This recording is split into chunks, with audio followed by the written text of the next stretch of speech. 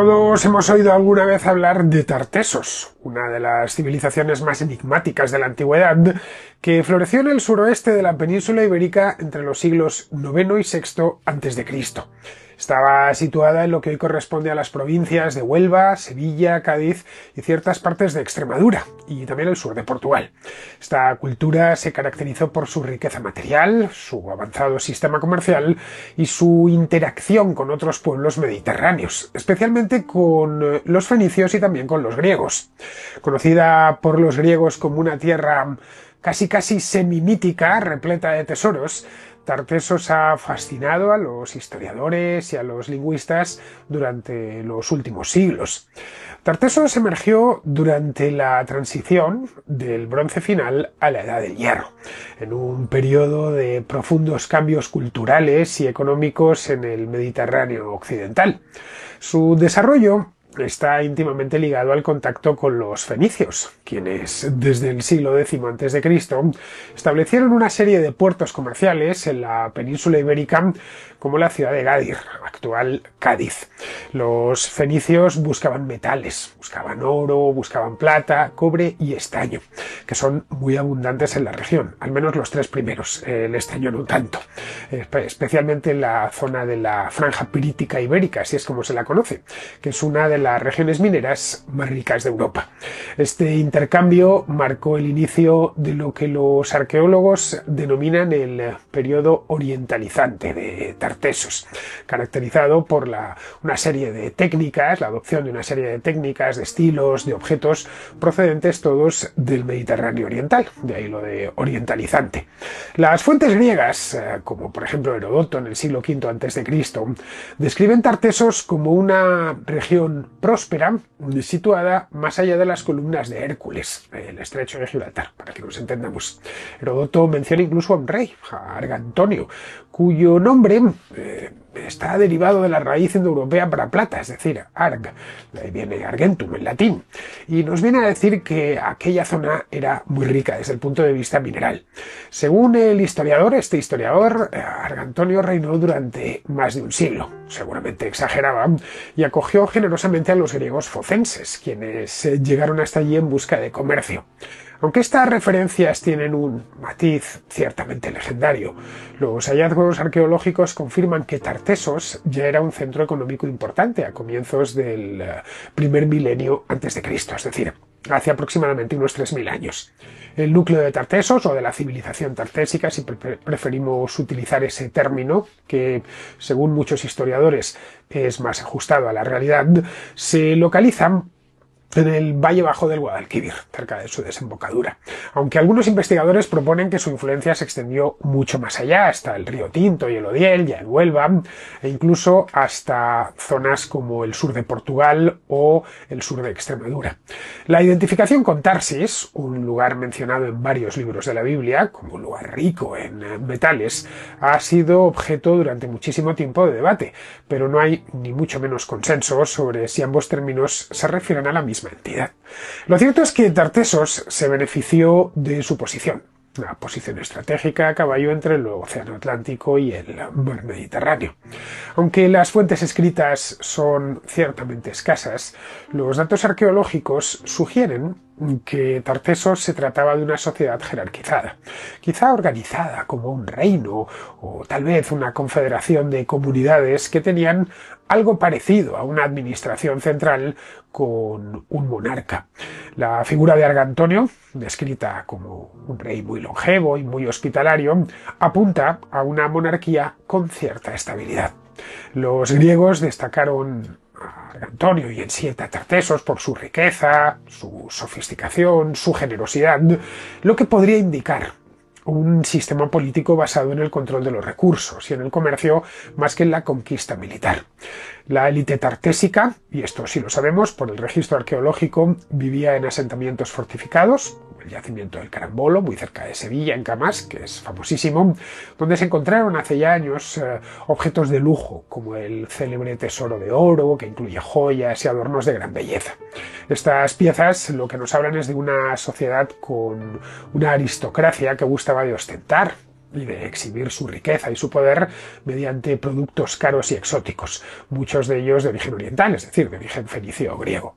La presencia de tumbas principescas, como las halladas en el Valle del Guadalquivir, lo que nos indica es que había una clara diferenciación social, con jefes que acumulaban grandes riquezas, provenientes seguramente del comercio, y controlaban las redes comerciales.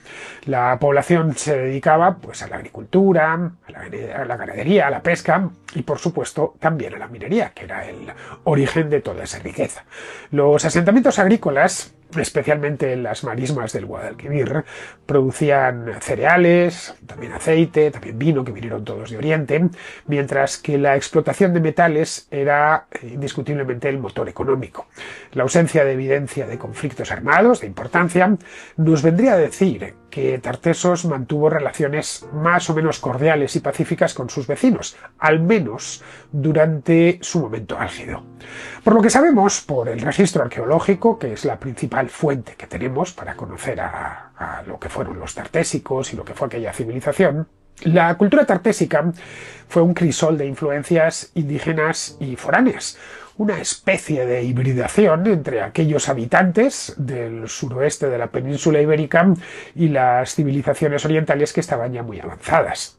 Su economía se basaba en la explotación de los recursos naturales y el comercio con esos mismos recursos.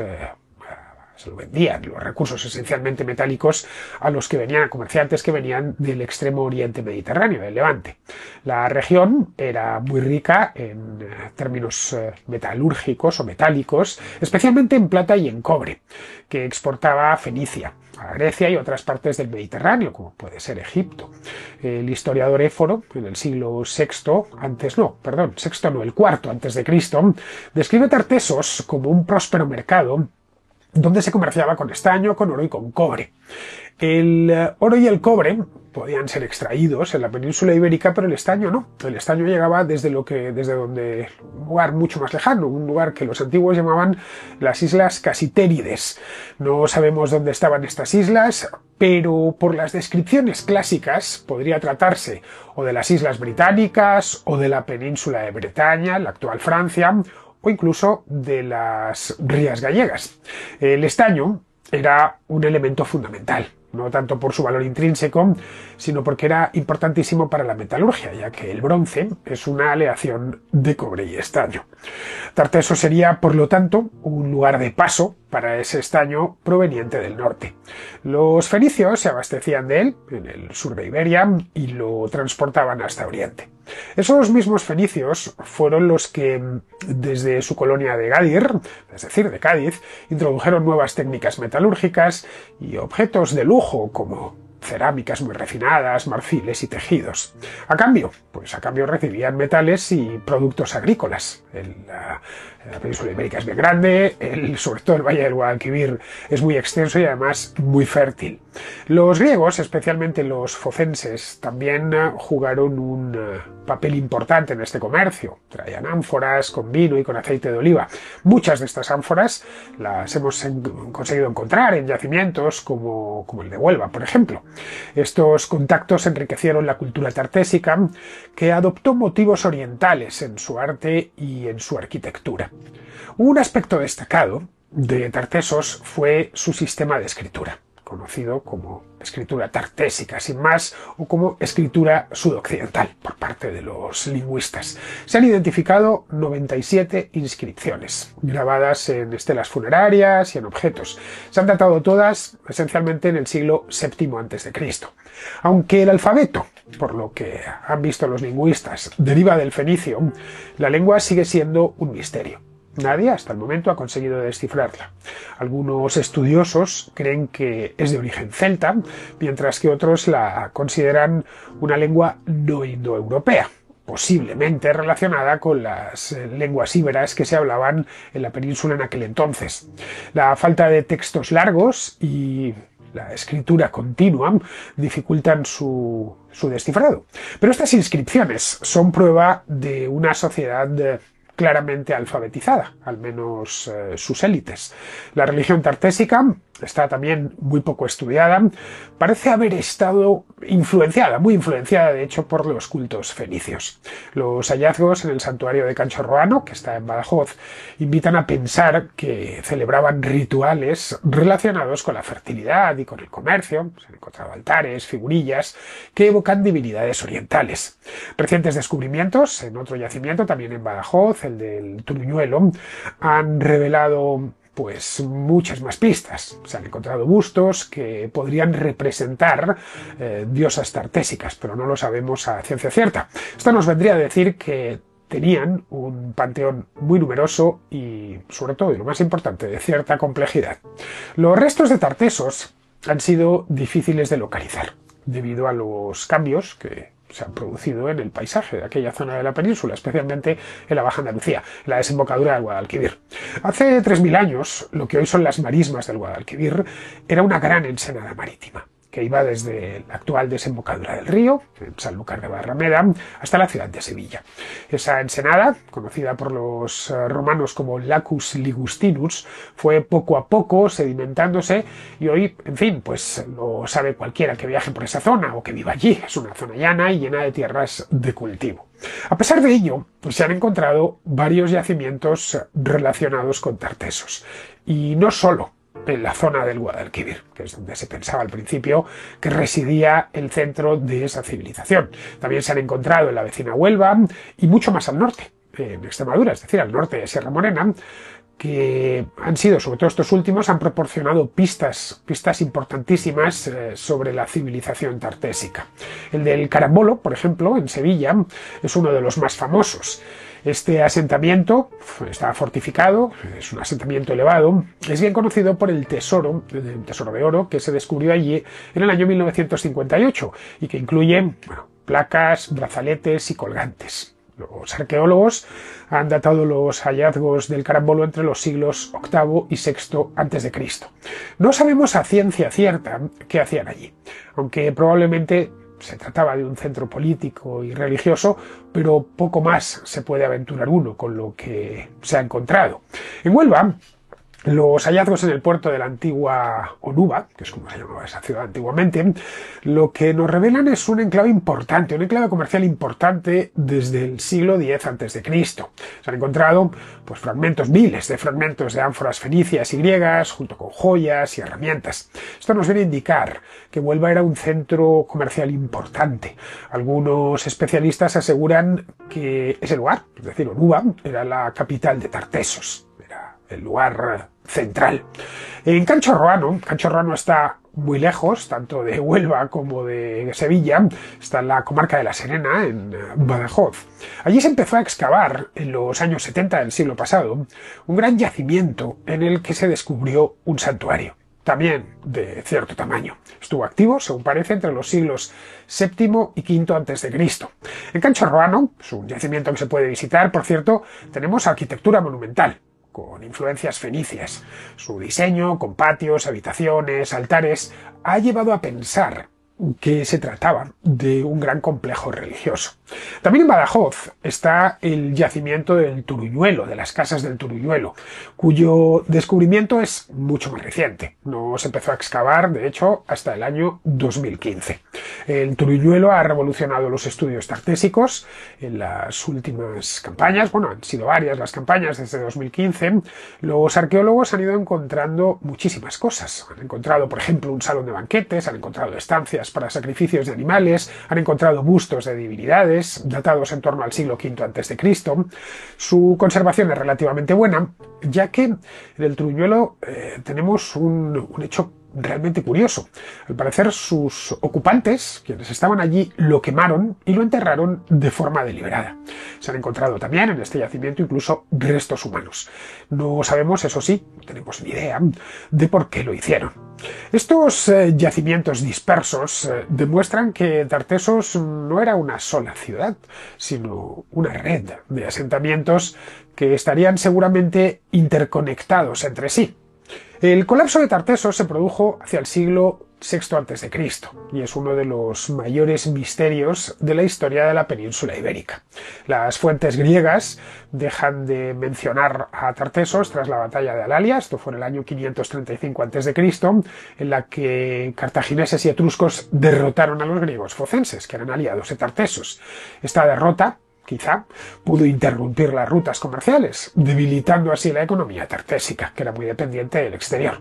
Algunos autores sugieren incluso que Cartago, que buscaba en aquel entonces ya el control del Mediterráneo occidental, atacó Tartesos para eliminar a un competidor. Los cartagineses, esos primeros cartagineses, no lo olvidemos, eran fenicios que se habían trasladado hasta el Mediterráneo occidental. Otros historiadores lo que apuntan es hacia conflictos con Gadir, que era la colonia fenicia que estaba en la actual Cádiz, que al parecer pues ambicionaba el monopolio del comercio de metales. Los datos arqueológicos lo que sí muestran es un declive progresivo. En Huelva, la producción de plata, por ejemplo, ya estaba disminuyendo a finales del siglo VII a.C. y muchos centros metalúrgicos fueron progresivamente abandonados. Las importaciones fenicias y griegas se redujeron de forma drástica y esas tumbas principescas que veíamos antes desaparecieron, lo que indica una crisis múltiple, una crisis económica, una crisis social y seguramente también una crisis política. En el Turuñuelo, como veíamos antes, el sitio fue quemado y enterrado intencionadamente. No sabemos por qué. Quizá por una amenaza externa, para evitar que cayese aquel santuario en manos de un enemigo. No tenemos ni idea quién sería ese enemigo, si es que lo hubo. Factores ambientales también pudieron contribuir. El avance de las marismas del Guadalquivir, por ejemplo, los cambios en los cursos de ciertos ríos, como el río Tinto y el Odiel en Huelva, habrían afectado a los puertos y a las tierras agrícolas. Adolf Schulten, un arqueólogo alemán, pionero en los estudios tartésicos, estaba obsesionado con la idea quería imitar a Schliemann, que había descubierto Troya, estaba obsesionado con la idea de encontrar Tartesos, esto fue hace ya más de un siglo, propuso que la capital podría estar sepultada bajo el Parque Nacional de Doñana. De hecho, Schulten hizo unas excavaciones allí, estuvo excavando durante mucho tiempo. Esta es una hipótesis que sigue siendo posible, pero por supuesto no está verificada. Otra teoría habla de conflictos internos o la presión de pueblos provenientes desde el norte, como podrían ser, por ejemplo, los celtas. Pero no se han encontrado pruebas de destrucciones masivas, lo que apunta a un declive gradual, más que a una caída súbita. Tras el siglo V a.C., la región quedó bajo la influencia de los turretanos, un pueblo íbero que tenía una identidad, pues, por lo que sabemos, por el registro arqueológico, ya bien distinta. Tartesos sigue siendo objeto de debate y lo será siempre. Es uno de los grandes temas de la arqueología. Para los griegos era una ciudad-estado, pero los hallazgos arqueológicos lo que nos dicen es que se trataba de algo mucho más extendido, sin una capital claramente identificada. Algunos estudiosos, como Schulten, por ejemplo, la buscaron en la desembocadura del Guadalquivir, mientras que otros, como Luzón, la sitúan en Huelva, basándose en los restos fenicios que se han encontrado allí. La hipótesis de que Tartesos era un territorio amplio y no una ciudad, es decir, un reino propiamente dicho, se la propuso otro alemán, Jürgen Untermann. Ha ganado muchos adeptos, especialmente porque las fuentes antiguas son contradictorias, que se contradicen entre ellas. La identificación con Tarsis, por ejemplo, esa identificación bíblica, también es controvertida. Aunque ambos lugares se asocian con metales y con comercio, Tarsis podría referirse a un puerto en el Mar Rojo, o incluso a un tipo de barco de aquella época. La falta de pruebas concluyentes mantiene esta cuestión abierta, y seguramente lo esté siempre. El idioma tartésico es otro enigma. La hipótesis celta ha sido criticada por muchos lingüistas que ven en las inscripciones una lengua no indoeuropea, más cercana al íbero. La escasez de textos y la dificultad para interpretarlos limitan muchísimo los avances en este campo.